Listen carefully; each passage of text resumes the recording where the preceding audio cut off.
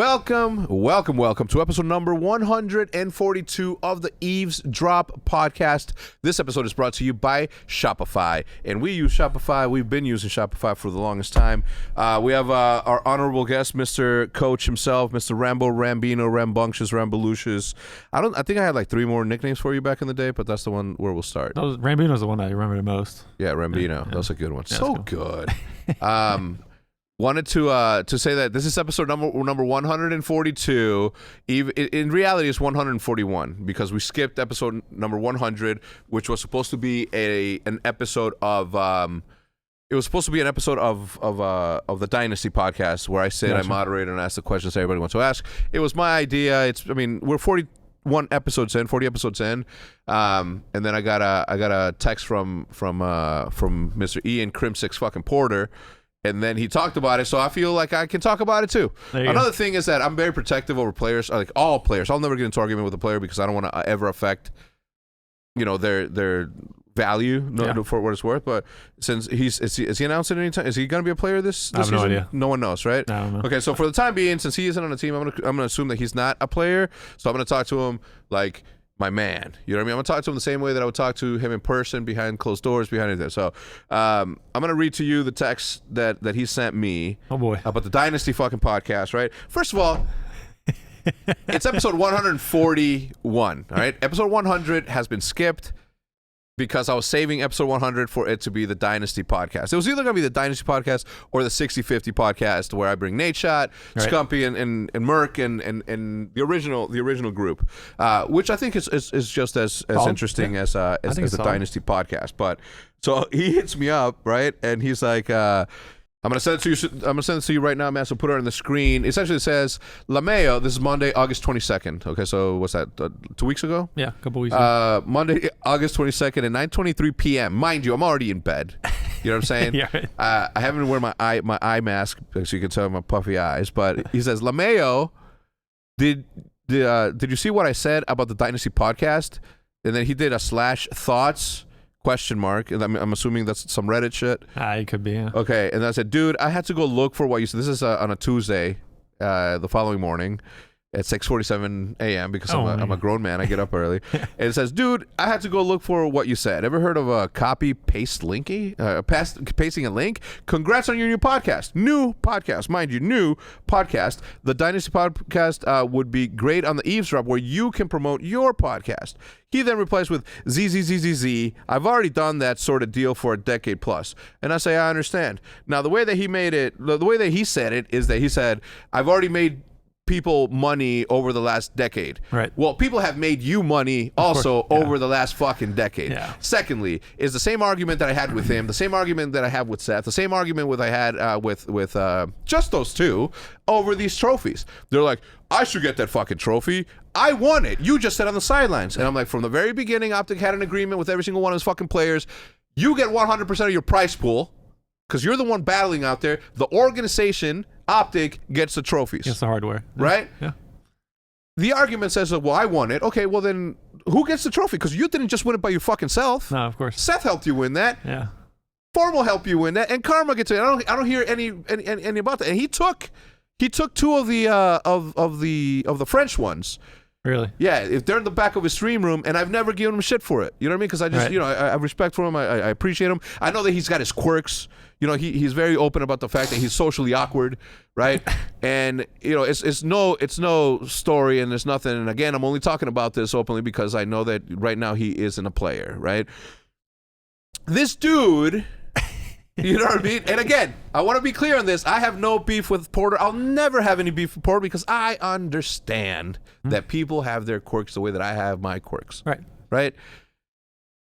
But the way they made that seems like, making, like there's something there. One, okay, if you're saying, let's do it on your podcast, why don't we just save that for the Time to podcast when Seth and Formal do a podcast? Why don't we do it on somewhere else? This is a neutral ground, and first of all, it's my fucking idea. And I'm not saying it's a genius idea. I'm not saying that it's an idea that nobody else would have came up with due to the fact that it's very obvious. Dynasty podcast, super simple. The same way that I want to do the Respawn podcast with C. Nanners, Hutch, and Sark. So, I wasn't gonna say anything. It was just, I ended it with like, I understand why you don't want to do it, right? Like, but again, it's the same mentality where like I get the trophy. No, the fuck you don't. It's 4 on the team. And the other thing is like, a what's that? Yeah, let's keep talking about that. What's that? See, you won one of these. Exactly. It's like, how do you, thank you. Yeah, it's like, but JCap also won this, right? Like, there's a level of things, and I understand that he feels that people have like, I'm assuming taken advantage of, because he says here that I've made other people money. Right. Right. So I understand that. Right. I understand how he can see that, but he was getting paid to do shit. He wasn't doing it out of the goodness of his heart promoting OpTic, right? Like, there are people who did promote OpTic and worked for OpTic for free for a very long time. Very long time, including an HECZ, including Seth. Although I split the majority, 80% of all the revenue that came in, I split amongst the players. Gotcha. So, when he said that, and we brought it in, and I wasn't going to say shit, but people started talking about it and started asking me shit. So I was just like, I guess it's time for me to clear the air a little bit. Now, mind you, again, if he made an announcement, it's like, yo, I'm playing for whatever team, I would have left it off of that. So we're not going to do a Dynasty podcast, unfortunately, but now we get to do a 60-50 podcast. Nature's going to be coming out here in a couple of weeks, I think. So we're going to have a shot at doing something cool. Nope. Yeah. So wanted to clear the air a little bit. Again, no beef with my man Porter, but since he's talking about it, I felt like it was okay for me to talk about it also. Gotcha. How you doing? I'm good. I'm finally enjoying my off season. Yeah. The first week and a half of the off season wasn't really. But you're streaming though, right? Not as much since my buddy's been in town. I haven't streamed last week, but before I was, yeah. And then I'll probably start again next week whenever. This is kind of like my 2 weeks of where I'm just zoning out, just clear the air, just clear my brain so I can start back and regrind. Yeah. Well, I'm sure you're vlogging the golf thing for your YouTube channel. Somewhat, yeah. Okay, a little bit. Yeah, it gets easier to really be about the grind when you include all your hobbies into your thing. No, and you could be like, yeah, but I just want this time for myself, and that's a little selfish. Bring the people along with you. No, of course. I mean, Instagram stories basically every day of everything we do. Yeah, so, yeah. That's awesome. Yeah. I wanted to have you on because there's a lot to talk about. There's a lot of things that weren't discussed openly, obviously, because it was during the roster mania spot. Right. So I wanted to get into the weeds. I wanted to give us a chance to speak about the roster mania that happened. Right, the one. I mean, I don't even know where to begin. Right, I guess we can start by saying that one. The announcement did go out saying that we were going to release Illy and Dashi. Yep. Now, the reason that we did that is because we wanted to do what? Give them an opportunity to what? Yeah, of course. Be on another team. Like to find a good home. So everyone thought at first it was like almost like a scheme to like, we didn't really drop them, and then the next day we're like, oh, you're back kind of thing. Yeah. Like, no, everything was organic the way it seemed. We still live in a world where the players very much lead the charge in determining who they play with. Yeah. Like, we're there to support them. We're there to help in decision making. Yeah. We have discussions with them. Like, I'm like what I quote acting GM and then coach. Like, I'll talk to the players, have discussions about what they want, what they don't want, and like help them bring light some of the things that we went through this year to try and make them the best decisions possible. And they felt like that was the best foot forward at the start. And then they had kind of like a set more specifically, but then also Ant had like a back foot on like, and then they talked again about what they really wanted moving forward, and they were like, oh, like maybe we were a little. And you were in those conversations? Yeah, some of them. Like, but they also talked between each other and like and then we were starting to talk to other players, and then they went back and talked to Brandon specifically, and also Ender, and then. It was basically like a whole lot of discussions, and everything in the offseason happens pretty quick. like, Seth was on vacation for like a week and a half, and me and Ant were having discussions with his Seth. First vacation in a decade, and then this shit goes on. Yeah. Now, he was involved every single step of the way. Yes. Every single text that went out, he was involved. Although he was on the internet, although he was on vacation, that boy can't get off the internet, period. No, of course. So basically, a lot of discussions happened. Things led to those players being released. I had to call them both individually to let them know. It hurt my heart. Which, I mean, bro, like, having those conversations with players is the worst thing possible. That's definitely the worst part of my job. Amen. I'll tell you that right away. It's like, it's awful. But yeah, we spoke to them, let them know what was going on. They obviously, then we were like asking our players, Seth and Ann at the time, what they want to do for the roster. We started talking to other players, and then they had a backdrop again, like kind of that same night, late at night, had a back foot on the whole thing happening. And then they had conversations, and they had a lot of conversations that probably should have happened during the season, and even more so, but we dealt with a lot last year. Yeah. It it was very difficult to approach certain situations and scenarios. I don't want to go too much in depth into like the whole drama side of it. Yeah. But there's a lot of things that happened that were kind of like hard to approach at the time because we were going through so much. And you're in the middle of the season. Correct. And it's just like you don't want to like shock. Yeah, we don't want to shock the whole system, right? Like we have a team. We're still successful. We still have a chance to win. We don't want to like try and back foot and really try and fix some of the core issues that are happening because they might. It's like a risk, right? Like just like any relationship, when you have like it's like you're basically being married to your teammates. If you have a discussion in a marriage that could lead to potentially like an ultimatum, a divorce, exactly. Ooh. You don't want that during the year, especially not with everything I was going through. So a lot of those discussions were had that night, and like everything was put on the table. Like the players basically had discussions about literally everything that bothered them during the year, discussions about this, X and O and Y and Z. And then ultimately they were like, they heard what they wanted to hear out of the players to be able to kind of move forward on it. And then that's when the decision was made to just keep everything the same. And again, it's the right decision.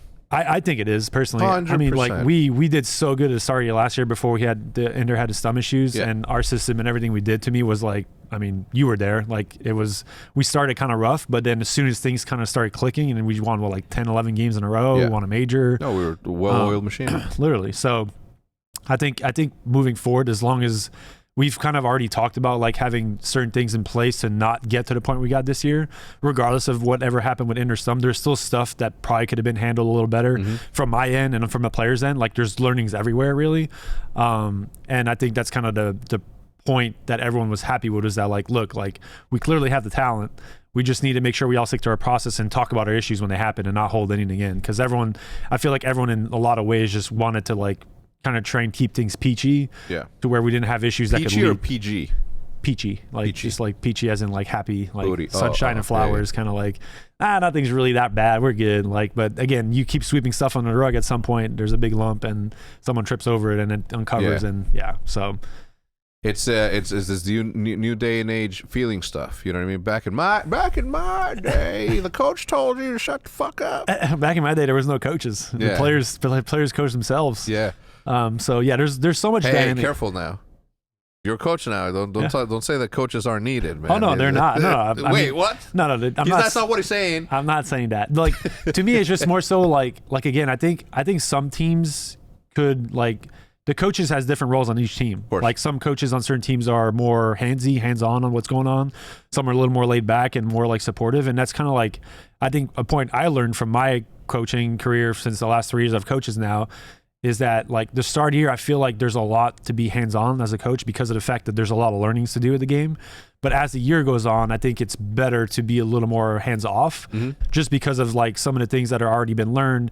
It's more so about keeping everything in line than to try and teach new things. And that's something that I'm obviously going to pivot on moving forward. And we had discussions with the players because some players are kind of like there's always things that you can make better, right? Like the process. So, and I'm always like, again, I want nothing but this team to win. I'm not going to stand in the way of that in any way can my pants. So, yeah. I think one we were faced with a very tough year. I mean, Seth said it was the toughest one of his career, but I think that he doesn't remember like all the other stuff. Like we went through some actual grulers in the past, and although this one was, I think it was felt a little bit more because it was out of everyone's control. The whole point, yeah. And that was the issue. I mean, you're powerless. Like, that's kind of what the frustration was. Like I felt like, I mean, honestly, for what it's worth, I felt like we handled the situation pretty well. We were still competitive while all that was going on. Yeah. Like we basically went 4-1 in major 3 with Byron, and Byron's a good player. So like, let's talk about Byron really quickly. Obviously, like stand up dude, gentleman. I loved when he was here. He was funny. Like he meshed well here at OpTic. So I want to publicly thank him again for his service, right? Because he did fill in the spot that he needed to. He performed very well. Given the chance, could he have been, could he have filled in? Sure. Like everybody, like players say that at this level, anybody can shoot straight as anybody. It's the knowledge of the game. I think that he does have that caliber, and I don't think that I hope that he doesn't have a tough time necessarily like getting into the league in the future, because I do think that he has the talent. I mean, it's again, there's so much talent out there, and it's so tough to get in the league, and there's still a lot of like, I'll call them friendship groups, a lot of players, and like people make their mind up about certain players without even really kind of giving them a chance. I had a few people from different teams hit me up and ask him about him, and I obviously had nothing but good things to say. Yeah. Like I think to me he's like a really strong core player to have on a team because he's so vocal. He's very intellect about the game. He sees the game a lot like we saw it. And like we said in a lot of podcasts earlier this year, but he's basically like he's like Ender's brother in some cases. Like they're very similar people, which to me again, there's not a lot of Enders out there. Yeah. And he definitely deserves a spot in the league. So I think if any team really is looking for a player, I don't see why he shouldn't be one of your first people you hit up. I think. Like you said, getting separating from players, it is the ultimate toughest part about this thing, especially for somebody like me who really like you know what I mean. I get along with fucking everyone, so when someone's about to be somewhere else, I'm just like fuck. Right. It's the worst. This one is way up there also with a tough decision because Dashy, as he's a beast. You know what I mean? Like one of the, if not the most talented. Like player, I'm not saying the shots he is. I'm not saying the scump is. I'm not saying that nobody else in the league is it. Right. It's just that my dude has something, right? And do I have a special affinity and like towards him because of his ability to shoot the sniper rifle the way that I used to shoot the sniper rifle? Absolutely, right? But it was one of those situations where, my advice, and again, I make as tough as it is, I make it a point to say as much as I can from these are my thoughts as to how the fans are going to react, as how OpTic is going to essentially have to navigate this scenario. But I don't Dashy's OpTic Dashy, man. I don't want him anywhere fucking else. And for me it was like ugh. I was like no, goddamn. In the back of my head I'm like no, and I'm like just say no, scream no. But I'm like, guys, let's consider the fact that this is what could happen. And we had all the power in the world to hold him and just wait on him to see where he could go. But as usual, we did the right thing to see if he was going to be able to go somewhere. Yeah. Now, as far as everybody else saying that we did that as a marketing ploy, the only people that were saying that were the people that aren't necessarily members of the Green Wall, like the true OpTic aficionados, because they know that we don't play in that sort of drama bullshit. No, of course. You know how easy it'd be. You know how much bigger we'd be if we did. God, think about it all the time. I mean, it's crazy to see because again, like I feel like there's like kind of what you described. There's a lot of talent in the league, and obviously Brandon's like probably the most talented, like one of the most talented, if not the most talented player that we have in Call of Duty right now. I mean, the guy can even go play Valorant and play like a super high level. No, it's an anomaly. He's just super like just born with the talent, right? Like, but like everyone should know, like there's always things going on behind the scenes and certain things that players and like everyone has stuff to learn. Like that's the biggest thing. Like he's still young, and that's the biggest thing for me is like I think all the discussions we had after post the all fiasco that happened was that he understands and he was very open-minded about trying to get better individually as kind of like a person behind the scenes as a teammate. Because I think that's really where the issues lied with a lot of the changes that were going to happen. It was just a lot of things happen behind the scenes on the drama side that just weren't things you don't need, things you don't want, and things you can't really have if you want to win. And I think that's really kind of what I liked about the whole, like again, without going into too much, like I feel like we're all on the right path now that there should be no like grudges or anything about things that happen. It should be all like open-minded. Let's succeed. Let's do what's necessary to succeed, and we'll literally see the success come to us. If the human elements of this game and every game really wasn't such a big factor in it, I think that it'd be that much easier to navigate a decision like that because it wasn't about the skill. It wasn't about that it's about like the inner work, the chemistry side of it, which is also just as important as being able to shoot straight and play a new role. And then Illy, man, like I love that dude. Yeah. You know what I mean? Like a kind dude, funny as hell. Good person to have around. Like he represents OpTic well. I think he fits OpTic so perfectly. So when he was also up as a discussion, I'm saying that one came before the other. I was just like, man, over his fucking thumb. I'm like, we can't do that. I was like, in my head, I'm like, we can't fucking do that. Like, he's 20 years old. Literally, I have had people heal at that age. They're indestructible beings, man. It's again, it's tough for like players like Set who are obviously like on the tail end of their careers, and players like well, careful the way you say that. No. Last time I said, I'm glad that you chose to play another year. People was like, oh my God, he was gonna retire. Oh, okay. Yeah. I mean, like, it's just more so like from an age standpoint, right? Like he could play easily 3 or 4 years. He still has very much a talent for it. But kind of like, I mean, I can speak to it for myself. Like I was 25 when I stopped playing. It wasn't really so much about the idea that I didn't feel like I could do it at a high level anymore. It's more so like the interest and wanting to move on to different things. Yeah. And obviously, like everyone goes through that point sometime in their life.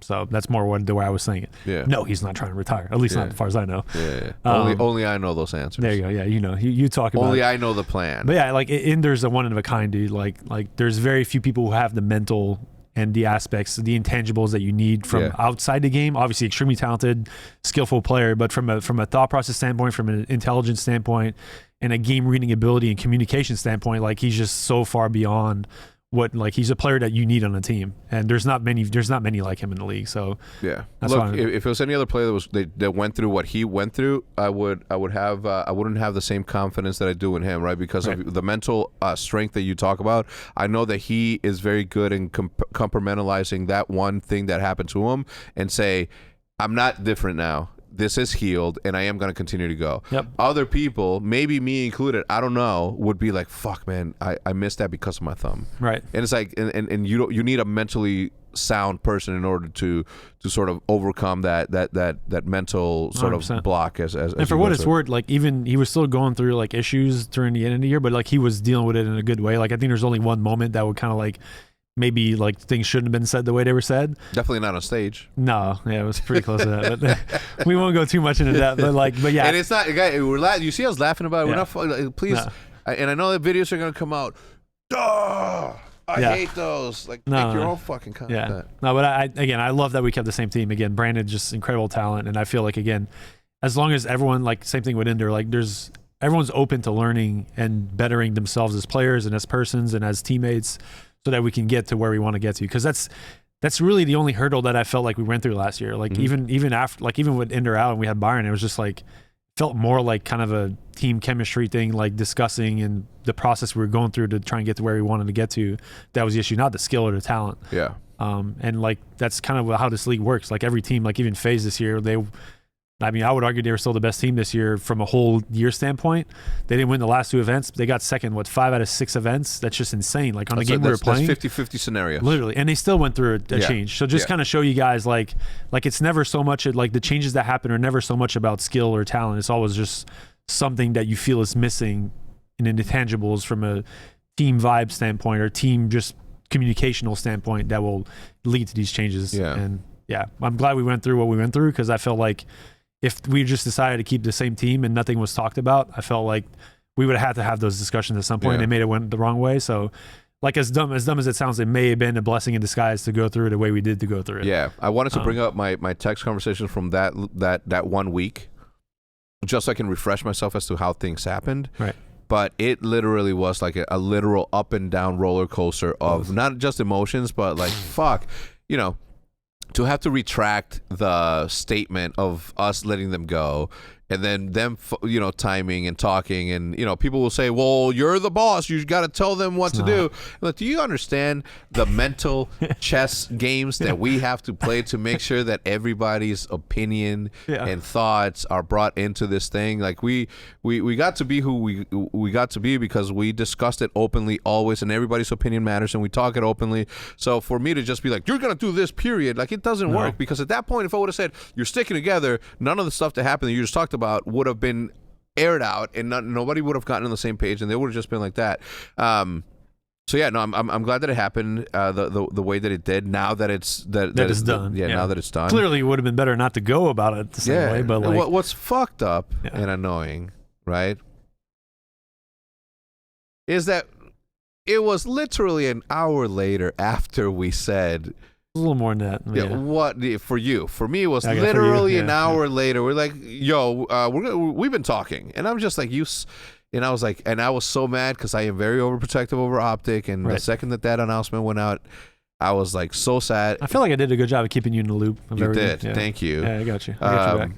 But yeah, no. It was, it was like, for me, it felt like it was like 4 days, like that whole time period, because it was just literally probably the most stressful part of. I mean, honestly, probably my life. I don't think I've ever been put in a more stressful situation in terms of like back and forth, trying to do right by the players as much as possible, because obviously, like, again, they kind of lead the decisions for the most part, but also trying to like swayed him in the direction that I feel probably is a little bit like smoother to go through these things. And yeah, it was just like, it was tough. It was tough. Yeah. Let's put it down. I'm glad it's behind me. I mean, dude, personally. the conversations that I had to have with, I mean, you were in one of those conversations. We're not going to talk about this one specifically because of the shit that I said, right? But it was like I often feel like that would have been a good moment to have on camera, and I should have known better because I do have the camera. But it's illegal to record people's conversations. I could have been like, hey, just so you guys know, I'm recording this for the vlog that's going up 5 years from now, or for process that's going up 5 years from now, so that enough time passes to where, so, because I often speak truths that are hurtful, not necessarily to the people that I'm talking to, but just like, almost like an awakening, and it's like a guy, you're not thinking about this other aspect of the game that you're playing. It's not just this one game that you're playing. Right.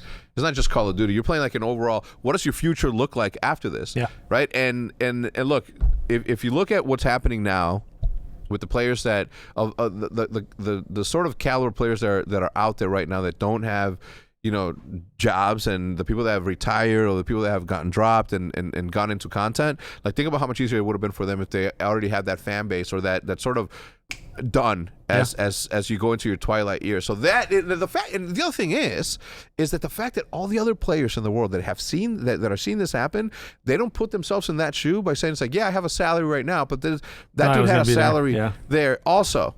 Yeah. Right.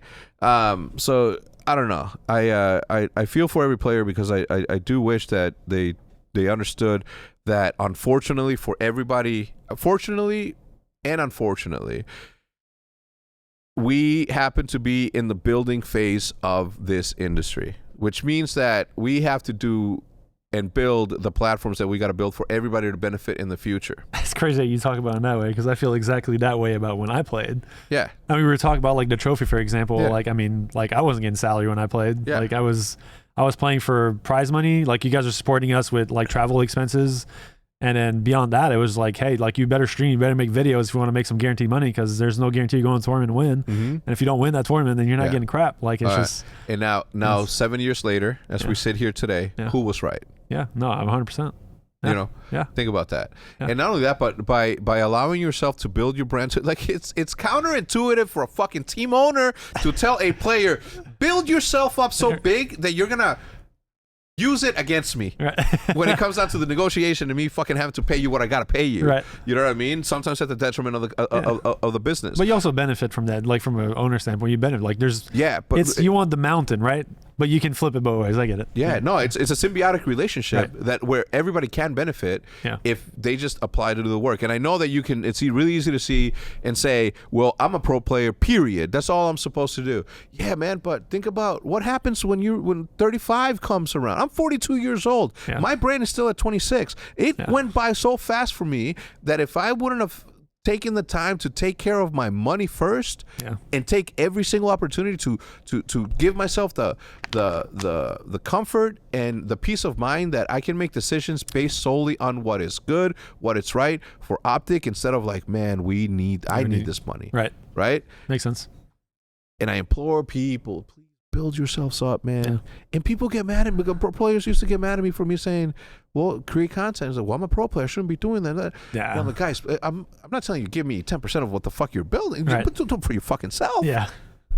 In retrospect, I wish I would have, been like, all right, guys, 5% in perpetuity. You know what I'm saying? I'll put you on a fucking platform. But then the players who played for OpTic early on, they could have been saying the same thing about the company, Yeah. Like, so, I don't know. You can go both ways, but it's just crazy. Like, I feel like even pro athletes in sports now, like the actual sports out there, like, you see those guys on a lot more videos and doing content. Like, the teams are actually doing content now, which is not something they were doing like 5-10 years ago. They were just like, literally, like, you're a pro player, you play for our team, and that's your job.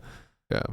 You also got to think about these franchises who are starting to do that. Some of them get discouraged by the amount of views that they get, but they're not thinking about the fact as to, like, if you really are about this franchise life, if you really are about this team, don't you think that the Cowboys would pay at least half of the billions that they are worth today to get every single piece of footage as what it took to build them that? Because that footage could be reutilized and make that money back instantly. It's more about sort of recording a moment in time that you're gonna wish that you had the opportunity to go back and experience, man. And like the Jordan Michael Jordan, like Netflix, The Last Dance. Yeah, like I was in it. Yeah. I feel I would be remiss if I didn't mention every single time that show gets brought up that I was in it. That's pretty cool. But yeah, just like that kind of like that footage back in the day, some of the behind scenes stuff you've never seen before. Like that probably made some money off that. Like just the idea of it being followed. Oh man, these kids, man. And it's like I shouldn't stress about them as much, because what the fuck do I care what X player from that team is fucking doing? But I see like the potential in some of these fucking players. I'm like, man, that dude is so fucking personable. I mean, all you gotta do is turn the fucking camera on, point it towards you, or pay somebody to do it. Tell your team to put a camera in front of you guys. I can't speak for like pro sports. Like some of the movies kind of let you feel like the GMs and I mean the coaches kind of have a relationship with the players, but like Moneyball. Have you seen Moneyball? Like the GM kind of stays out of the players until the very end. Like the movie goes on, he gets more involved with the players. But like he doesn't want to get affiliated because if he has to cut him, then he doesn't feel bad about it, right? I feel like in esports it's like almost the complete opposite. Like for now.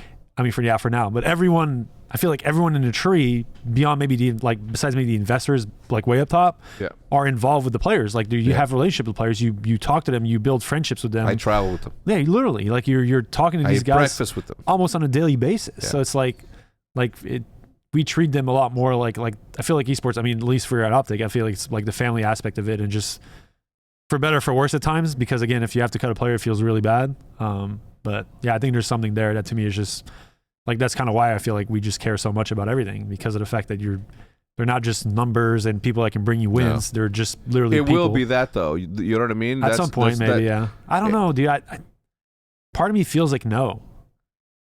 I feel like maybe like 50 years from now, at some point where like people like us aren't here anymore, but like I'm always gonna be here.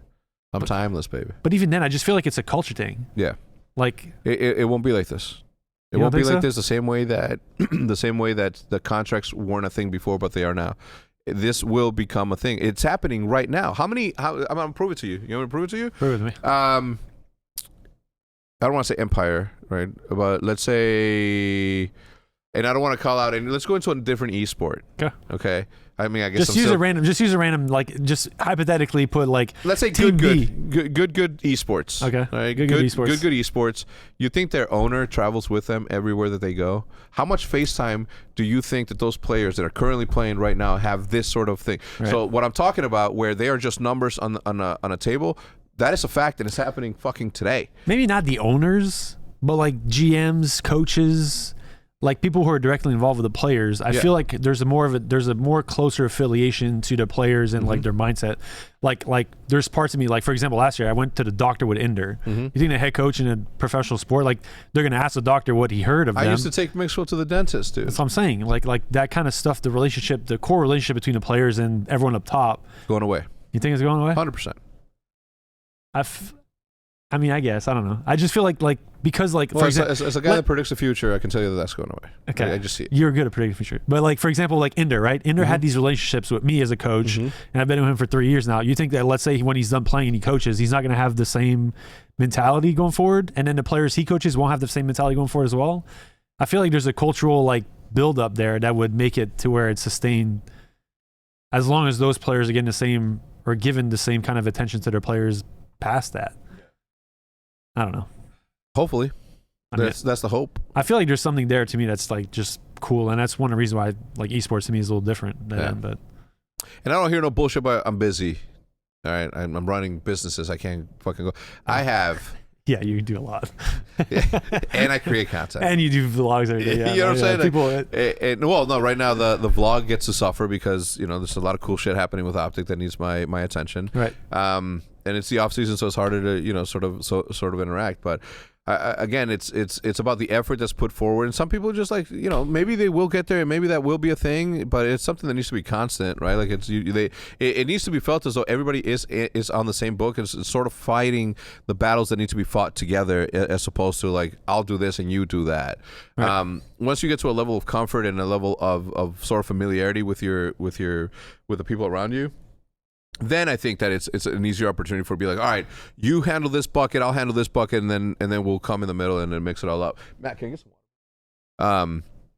Anyway, have you been seeing the? Actually, let's take a quick commercial break. Let's say hello to sponsor Shopify, and then we'll be right back. Rambo, give me a second while I say hello to the sponsor. This week's sponsor is obviously Shopify. They've been around for so long around the OpTic gaming obviously business because they are the store that we utilize in order to sell. And it's good for everyone. It's good for small businesses as we were, big businesses the way that we are now. So it's very good for entrepreneurs who are trying to get their day started in the day of business of sorts, right? Because Shopify gives entrepreneurs the resources once reserved for big businesses, so upstarts and startups can have the same advantages that big companies has had for a very, very long time, right? Scaling your business is a journey, and Shopify wants to be there with you. Believe me, when OpTic first started, we had to use a third-party service that did it all for us, the printing, the shipping, and all that. Now it allows us to pick the quality, pick the designs that we want to use with no boundaries, and then use Shopify as an easy plug-in to every single platform website out there, whether it's Twitter, whether it's YouTube, like all the major ones have a plugin that allows you to put your store and attach your store to the content that you're creating on a daily basis. You know, like mine, Shopify powers millions of businesses from first sale to full scale. Reach customers online across all social networks, as I just mentioned, and you can synchronize your online sales to your in-person sales, which makes it a lot easier for you to do the math at the end of the day. More than a store, Shopify grows with you. This possibility is brought to you and powered by Shopify. If you go to shopify.com/eavesdrop right now, all lowercase, make sure that eavesdrop is all lowercase, you can get a free 14-day trial to get full access to the full suite of features that Shopify offers. So you can grow your business with Shopify today. If you go to shopify.com/eavesdrop, that's all lowercase EAVESDROP. I'll put a link in the description down below to make it super easy for you to do. But the fact that they're back means that you guys have already tried it. So for those of you who haven't, please make sure to click on the first link in the description. Again, that is shopify.com/EAVESDROP, and the eavesdrop in that link has to be all lowercase. But if you want to just take the lazy approach, the easy approach, the path of least resistance, just click on the first link in the description down below, because Shopify instantly lets you accept all major payments. Shopify is more than just a store. It connects you with your customers. It drives sales. It manages your day-to-day for you. It's like a personal assistant that just does your merch. It's like a merch team that handles that all for you, okay? And if you think about it,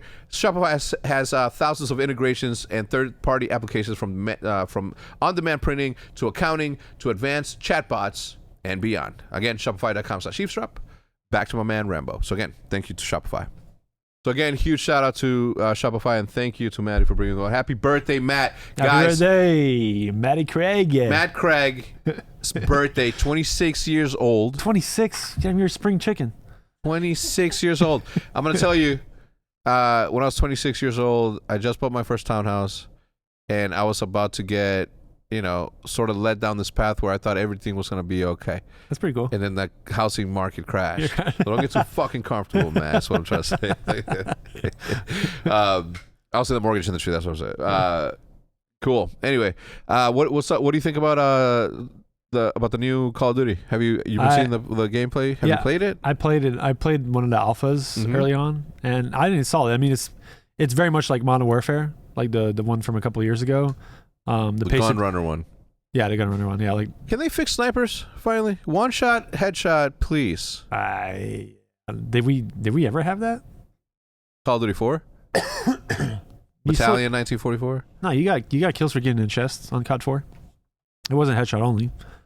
Is that what you're trying to say? Yeah. No, it was like the M403 got you kills in the chest on COD 4. Yeah. It was like high chest and above. High chest and above, yeah. I mean, it should be. That? Yeah, I mean, it should be. Like, I don't see why it's not. And it's the player's fault.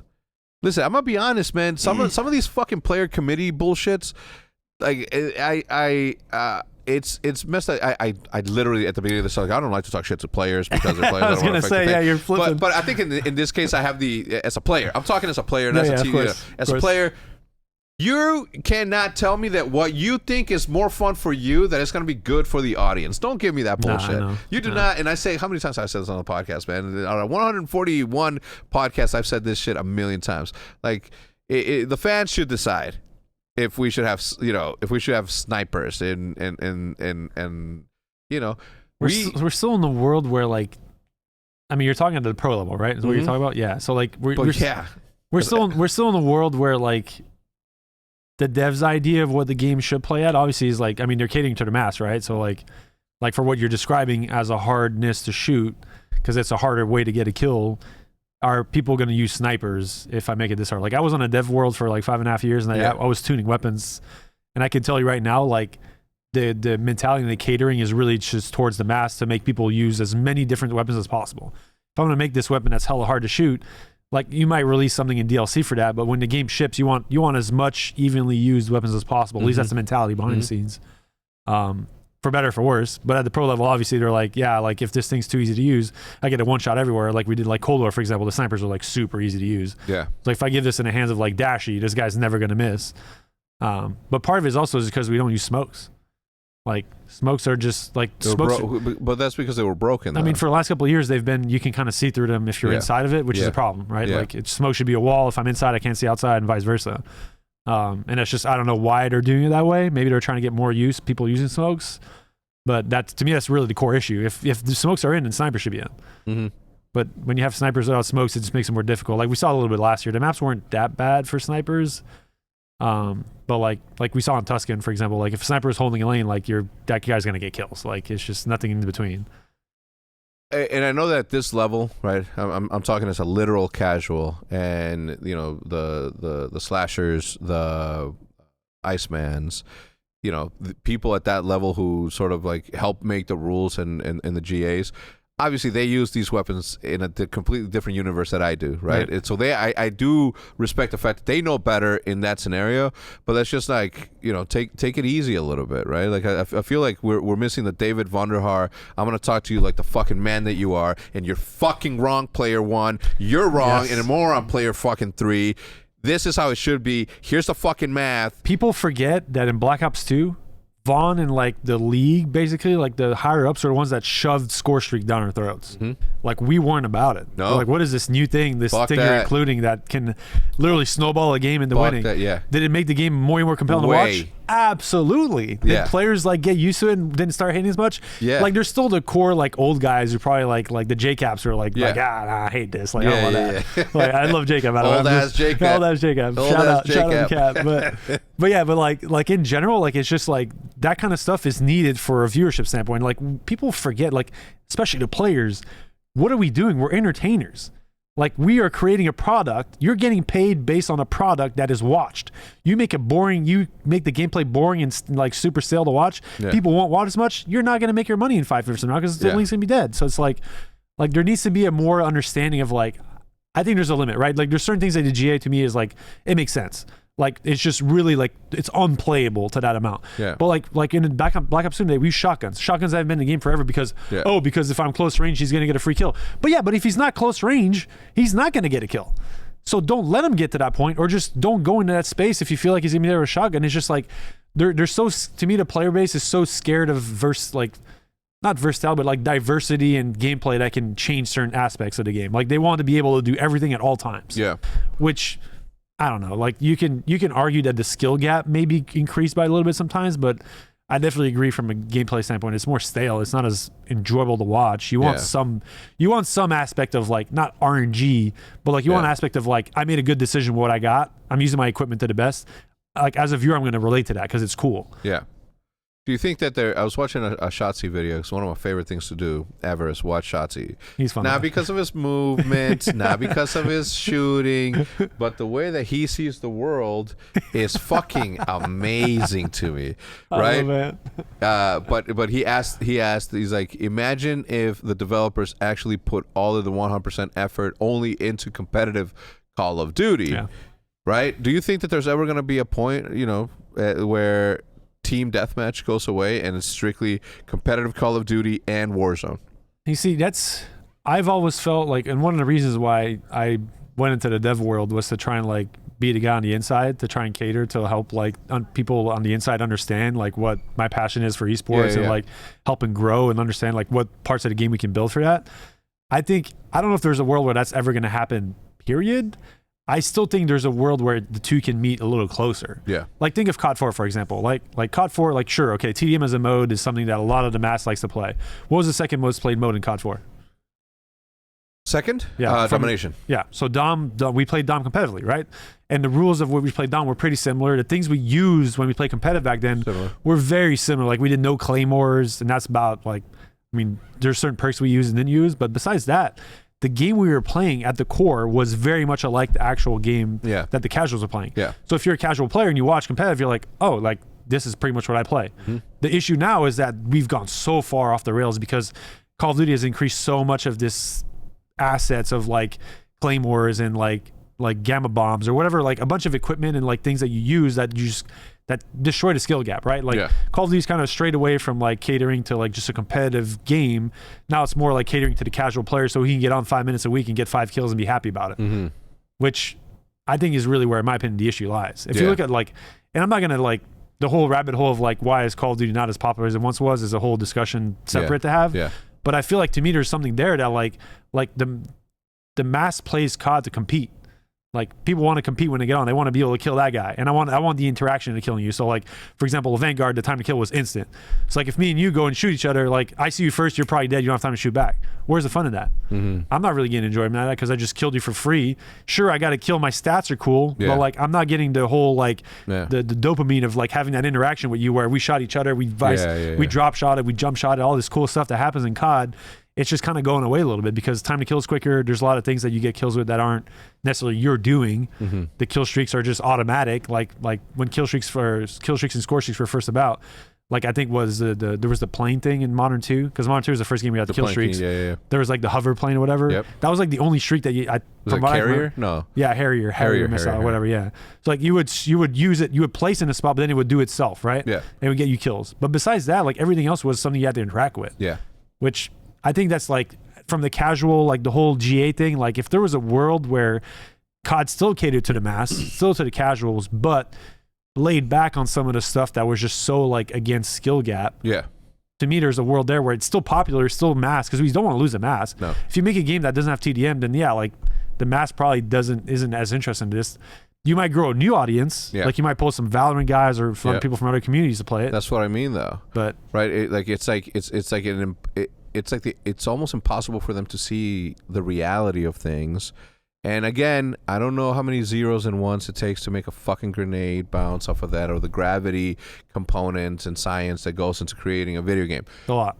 Okay. But if you sit there and you look at the success that good ranked play brings to the table, like then you really start to see the other thing is that people aren't fearful of the fact that they are, like Activision is not fearful of the fact that your fan base can go away, right? And it's the same. We get down a rabbit hole there. No, yeah, it's like I wish that I can speak freely, man, and truly give my true heartfelt opinion on everything from players to developers to organizations, including mine, as to how I think that, like just be as harshly judgy as possible. To your point though, I feel like in kind of like just the discussion we just had about like how things could potentially be, like I don't think it's ever going to happen unless they were to make just a game that's catered to competitive. Yeah. Just because there's so much fear of losing the mass. Like let's say you start doing, like let's say I take claymores out of the game, and there's let's say 10% of the population that plays the game loves claymores because that's where they get most of their kills, and then they disappear. And then you start dwindling down the amount of things. Let's think about that. Do you think that those players who don't use claymores and they get two kills of claymores a week and it's like, I got your ass. Do you think that if you remove them, they're going to be like, I can't play this game because of the claymores? Do you think that all of the other, that's only one part of their I'm not disagreeing with you. I don't think they would stop. Yeah. But the fear is when you start taking some of those things away, what happens? How much change can you actually bring? How much change is going to feel where it changed completely? Because it's like, I feel like Call of Duty just was on such a pad of like adding, and now we're to a point where like you can't really add much more. You know what I want to see happen? And how much more time do we have until the season starts? I haven't seen an official schedule. I should have talked to Hitch about this. I want Hitch to throw a Battalion 1944 tournament. You love that game. I love that game. It was fun. But it's so close to what Call of Duty is with right. Like perfect angles where you're exposed from some way or somehow, and the amount of strategy that goes into it. I think that if we're able to, we should throw a tournament, because I would love nothing more than to see these fucking high, but it's also on keyboard and mouse. I don't know. You know what I mean? Yeah. There's so many things, but I would like to see these guys compete in something other than Call of Duty, just so that we can see if that is the only thing that's, you know what I mean? I mean, the maps too is something you can talk about. Like the more Call of Duty has been out, like you think about like Crash and the old maps. Mm-hmm. Like there was some visual stuff, but for the most part, it was like squarish maps. There's not much grass going on. Like, and now you look at the artistic in the game. Now it's like it's almost like I'm playing in an art piece, not really a COD map. Yeah. Like we think of Bakash this year, where there's like that main house. There was like 20 different choke points to get in a house. That's just like, where's the gameplay thought process there? Like, how am I supposed to know what's going to happen? It looks pretty though. I mean, that's the whole point, right? Like that's kind of like if you really want to get harsh with it. To me, it's more so like. It doesn't feel like COD's been necessarily a game to a game. It's like they're creating this piece where they're trying to market that looks good so they can just keep people from playing Battlefield because Battlefield looks good as well. Like they just know people like the gameplay. At least that's my perspective on the whole thing, like personal opinion wise. Yeah. But I just, like gameplay is everything. I mean, me and you are hardcore gamers. We played forever. You played since COD 2. I've played since like COD 4 beta. And I can tell you right now, like the games back then, the time to kill and just the smoothness of gameplay hasn't changed, but it's more so the amount of interactions I get in the game and what my interactions are like that are different, which is kind of everything. Like I knew where people were going to be because, hey, they're spawning there. There's 2 or 3 different ways to get here. I'm going to set up here. Yeah. But because I can't kill them instantly, they can jump out and have a shot to kill me. Yeah. But now it's like I'm holding this choke. I got a meanie, miny, meanie. It's like playing what's the whack-a-mole? Yeah, it's like playing whack-a-mole. Yeah. And then as soon as you see someone, bam, they're dead. Yeah. Like, so it's, I don't know. To me, that's the core issues with COD. And even from we've had plenty of good games. Let's go back to Black Ops 2, for example. Like probably the best competitive game we've had in terms of growth, in terms of like interest and watchability. Like that game was pretty smooth. The gameplay, the systems in the game, like Pick 10, was something that kind of catered to competitive as well as casual. Like because of the fact that there was some decision making, like you give or take different roles on the team because I want to use this and you want to use that. Like that was cool. Like there's depth to the game. It was fun to watch and it was fun to play. So like, where's that world? Like, clearly, Black Ops 2 was like one of the. I don't know if it was from a selling point. I don't know how much it sold compared to other games, but like the thought process, like why not try and like use some of that stuff, the sauce, the secret recipe that worked back then, somewhat and trying to incorporate it now instead of trying to reinvent the wheel every year. Yeah, I don't know. I think about my history in this space, specifically in Call of Duty, my love for Call of Duty. Like, I wish I didn't care about it as much as I do because I would be a little bit easier, not judgy. But I look at it and I think to myself, I'm like, well, now that we're going into 2-year cycles, there is a very, very strong possibility that, unlike any other games where, hey, it's only 1 year of this. You know how much tougher it is to say it's 2 years of this? It's a long time. Yeah.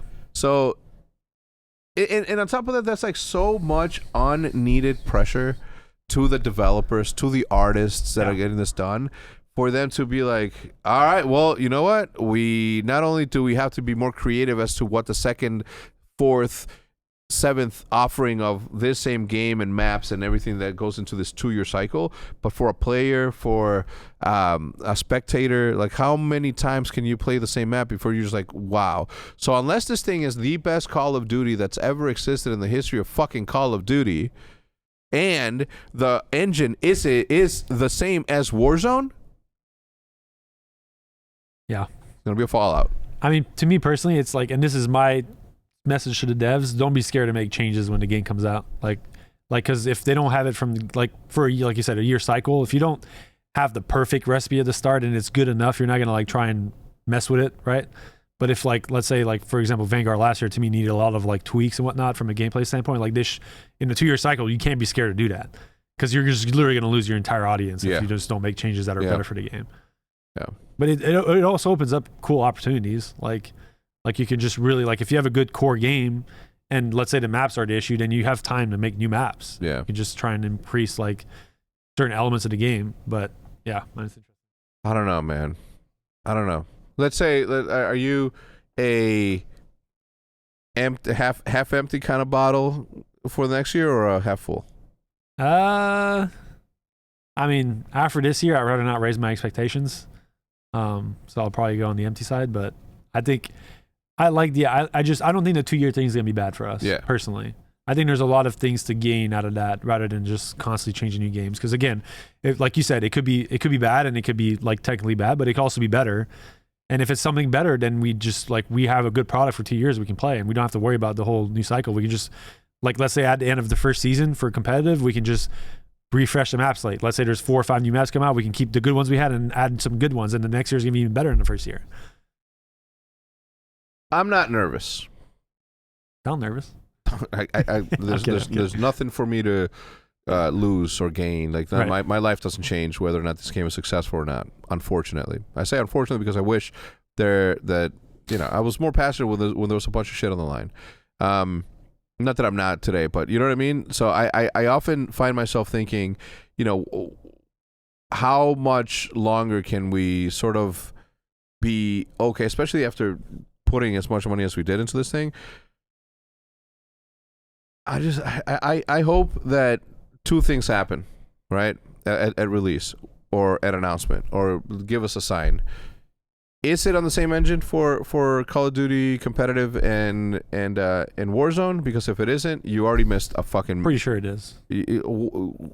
Because it's the same engine as Modern Warfare. Because Modern Warfare. Because Infinity Ward. Okay. I would be incredibly surprised if it isn't. Okay. Well, I hope you're right. Mechanics. And I guess it does make fucking sense. The mechanics might be slightly different. Like some of the Warzone stuff, for example, you can still kind of drop shot in Warzone. You can still like slide cancels a little quicker. Like some of the mechanics might be somewhat a little different, but beyond that, I don't expect the game because it's kind of was when Modern Warfare was around. Because Warzone came when Modern Warfare came out. And like the actual game feels the same. The mechanics were just slightly different. Yeah. At least when I can remember. There's I'm watching the reveal. Is that the reveal, Joey? Joey's plugged in. So I just saw that there is some sort of grapple system, and there's swimming. There's finishing moves. Let me see right here. Okay, there's baby monitors, and you can throw a dart onto the ceiling, and it will explode above you. Okay. And kill the people above you. The sniper rifle there seemed a little bit slow on the. Look at those. Those are like bouncing beddings, but you can put them everywhere. Shock charges. We had those in Black Ops 2. Shock charges. Is that what it is? I mean, that's what they were. Okay, what's happening here? Look at them. They're covertly approaching a place, and boom, there it is. The action begins again. Thank you, Matt. Is that single player or is that multiplayer? That looks like this is multiplayer. Yeah. Yeah. Well, we got what is this called? What is this? Javelin. Thank you, Maddie. Yeah, here you go. The javelin, the people. Oh, you can fly it. The plane? You're gonna be flying it. That's kind of dope. You can fly it. Kind of lit. Cool. I think that was it. Okay, this is Warzone.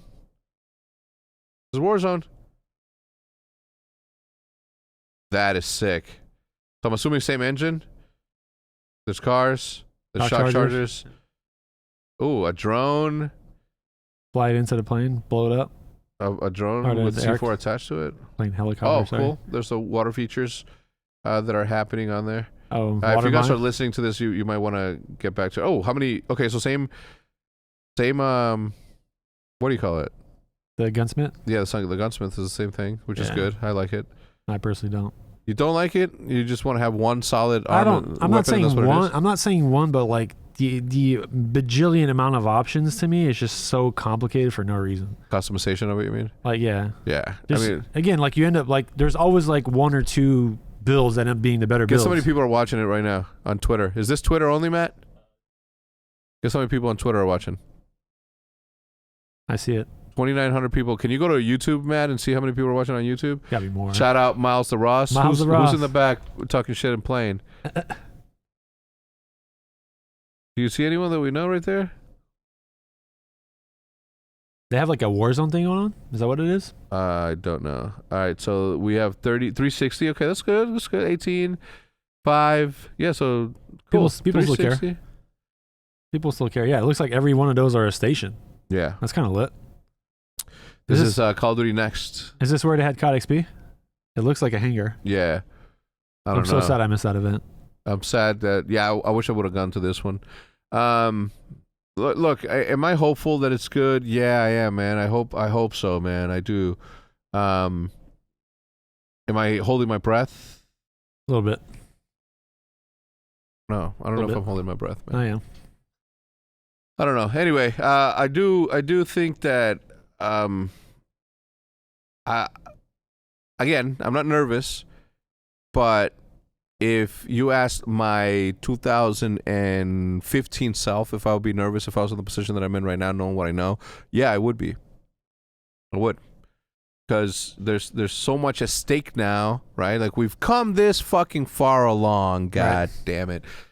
Oh my god, a lot of work was put in to get to here, basically. Yeah. So let's end the podcast on something light. You've been playing a lot of golf. You've been bowling. Did you just win a bowling tournament? Yeah, I won a bowling tournament 2 weeks ago, and then I won a golf tournament last weekend. Did you? Yeah, I won one of the bigger. Who were you playing against? You weren't playing against the good boys. Not the golf one, though. No. A couple. I mean, there were some good golfers. It was like a flighted one where there's like you play between people of your own handicap level. Mm-hmm. Like I'm a +1 handicapper, so I was playing against people that are 4 handicap and better. Yeah. And then I shot 1 under and then 3 under the second day. And then the second day it was windy, which is probably one of the better round golfs I've ever played. Really? And the closest score to me was 5 over, so I beat the whole field by like 8 strokes that day, so it was really good. And then the bowling tournament before, it was a doubles tournament. I bowled one of the pros, buddies I know, and yeah, we won the tournament. That was a long one. We bowled, so this tournament is like one of the bigger tournaments in Texas, a 64-team double elimination bracket, and you bowl 3 games, like you and your partner bowl 3 games each, and you bowl against another team on your pair, and it's like a bracket. And then we bowled, our first game was at like 11 on Friday night, and our second match that night was at, we left the place at like 2:30 in the morning. Wow. And we had to come back the next day because we won both of our matches. We went through the winners bracket. So then we bowled at 12 the next day, and then we ended the tournament at 3 a.m. So, and we bowled 21 games in the span of that time, which was is your back hurting you? Like what hurts the most in a situation like that? I think it's more so my mental because it's how tired I was. Yeah. Like I'm still pretty good shape for bowling, so it's like I can bowl a decent amount of games, but my hand and my legs are probably like, yeah, like people don't really know, but use your legs out when you bowl to kind of create leverage, to create the spin on the ball. Yeah. But yeah, it was cool. It was a fun tournament. We were talking about, before we started this, we were talking about how you were a little bit surprised that or no, not surprised, but you didn't think that I was going to be able to throw the ball. The ball, yeah, the baseball, yeah. And I started thinking to myself after I had the podcast and after Karma at the field where we shot the thing, so they were like, no, he cannot. Like, well, you were saying you could stand both your feet on home plate and throw it above the fence. Maddie? You're physically not going to be able to do that. Maddie, do you believe that I can? You're talking like both my feet. All hips. Both my feet planted. And you could throw it over the fence. If I get... How much money do you want to put on that? If I get good warm-ups... How much money do you want to put on that? Do you... We're talking 330 feet without moving your leg, without even pro ball players can't do that. Okay, well, let's say I could get pretty close then. Get in the outfield, maybe. No, I'm saying. Well, I guess the whole point that I was trying to say is that nobody here can throw farther than me, more accurately than me, without moving my feet. I'm challenging you. To maybe not moving. Let's do you can move around. An actual thing. Yeah. Let's do. Yeah. Let's see who me and you can throw a ball further. Once I got farthest distance, furthest degree. Okay, sorry. Once we, your second language, right? Yeah. So, once we get into the, Matt, is your phone ready for this airdrop? Bam.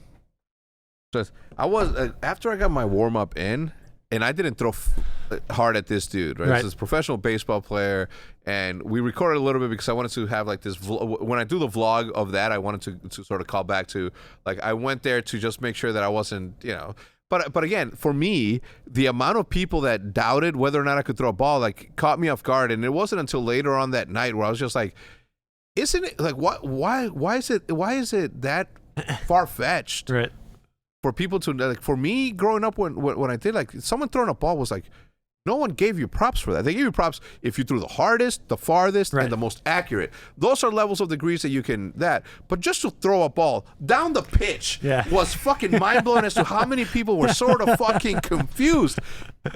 When I threw my first sidearm, the pitch was like, man, you that ball even has a little movement on there, right? And I was like, the fuck am I thinking? I was like, why are these people like Karma was so no, he cannot. You know what I'm saying?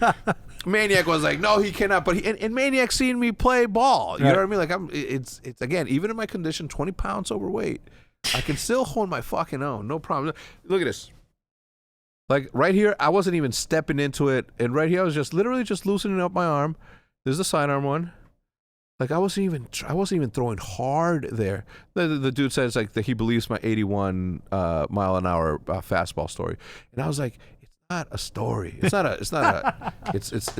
a myth that I tell my kid as I put 81's pretty hard. I'll give if you can throw it 81. I mean, not anymore, but I did. At like 17, 18 years old, when I was skinnier than you, skinnier than Matt, I fucking launched that bitch. I got you. Down the hole, down the hatchet, into the accurately too. Anyway, I'll challenge you. I challenge you. I do not challenge accepted.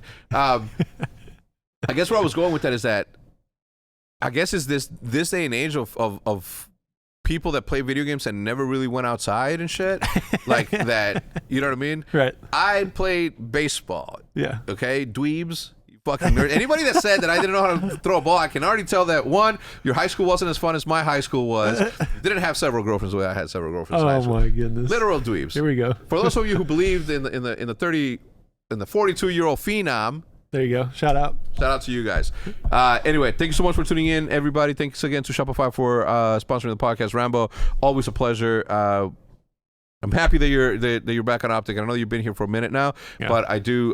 When you brought that out, it brought me back to how long you've been around, and I appreciate it. People forget sometimes, you know. People forget. You got to remind them. Be like me. I got you. Love yourself so much that you can't stop talking about yourself. I'm kidding. Anyway, thanks so much, guys. I hope that you guys enjoyed it. Leave a like, share the video, especially because it was a good one. And again, don't give my man Porter a hard time. That's my man. I was just talking about it openly because he did, and whatever. Also, he did say that he would never join up. Nobody asked you to join back. You know what I mean? I'm kidding. I'm joking. Oh my anyway, God. We'll see you guys later. Thank you. Goodbye.